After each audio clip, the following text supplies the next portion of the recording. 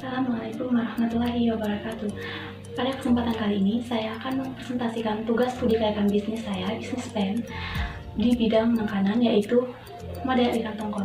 Sebelumnya, saya akan memperkenalkan diri saya terlebih dahulu. Nama saya Esa Julita, dengan NIM 21631024, program studi perbankan syariah, Fakultas Syariah dan Ekonomi Islam. Adapun latar belakang bisnis ini, kami menjual ikan tongkol ini karena ikan tongkol adalah salah satu sumber protein hewani yang banyak, mudah didapat, dan harganya yang terjangkau. Mengkonsumsi produk olahan juga merupakan upaya untuk meningkatkan nilai gizi masyarakat melalui protein ikan. Kadar itu, sebaiknya konsumsilah produk olahan ikan agar tubuh kita bisa terjaga kesehatannya dan organ-organ di dalam tubuh berfungsi dengan stabil.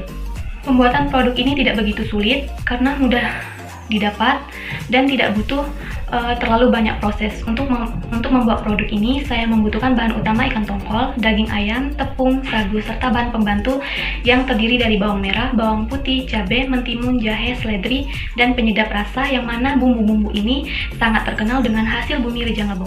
Nah, alasan saya untuk menawarkan produk ini adalah banyak sekali yang menyukai kuliner yang terkenal dan sangat diminati oleh masyarakat dari berbagai pelanggan, golongan, dan tingkatan. Dan selain itu, di dalam proses pembuatan model ikan tongkol ini, banyak sekali memproduksi atau mengolah hasil bumi Rejang Lebong.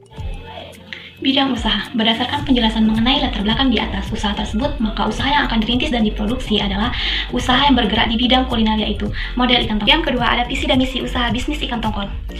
Adapun visinya, yang pertama, memperdayakan sumber daya manusia yang unggul dan mampu bersaing usaha dalam bidang manapun.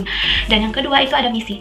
Misi membudayakan semangat, sikap, perilaku, dan kemampuan kewirausahaan di kalangan mahasiswa. Yang ketiga, ada tujuan usaha.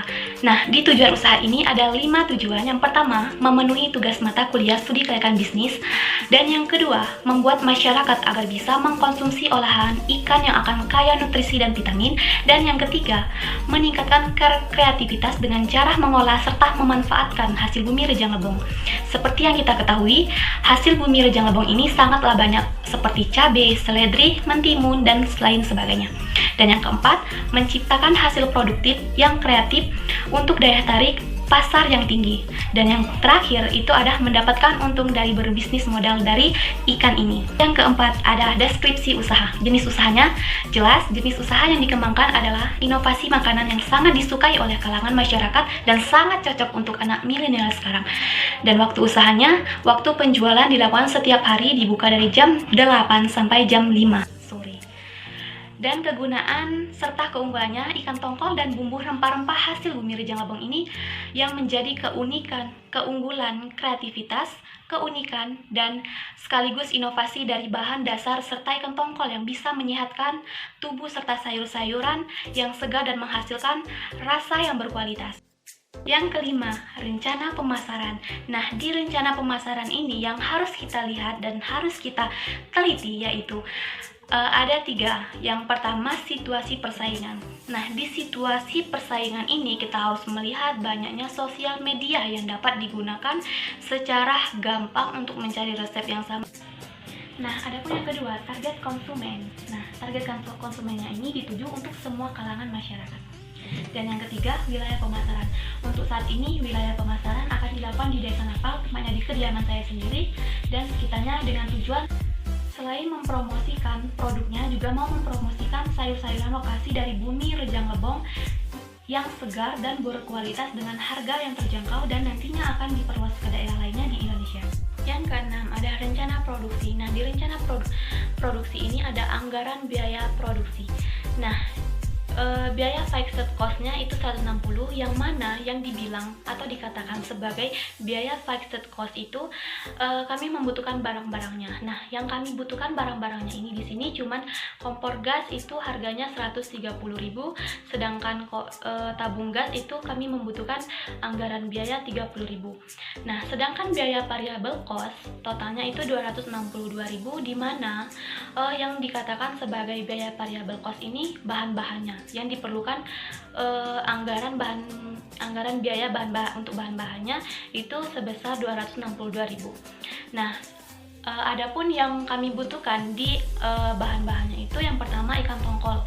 ikan tongkol itu bahan utamanya, yang kedua daging ayam, yang ketiga tepung sagu, yang keempat bawang merah. Nah, sedangkan biaya variabel cost totalnya itu 262.000, di mana yang dikatakan sebagai biaya variabel cost ini bahan-bahannya yang diperlukan, anggaran biaya untuk bahan-bahannya itu sebesar 262.000.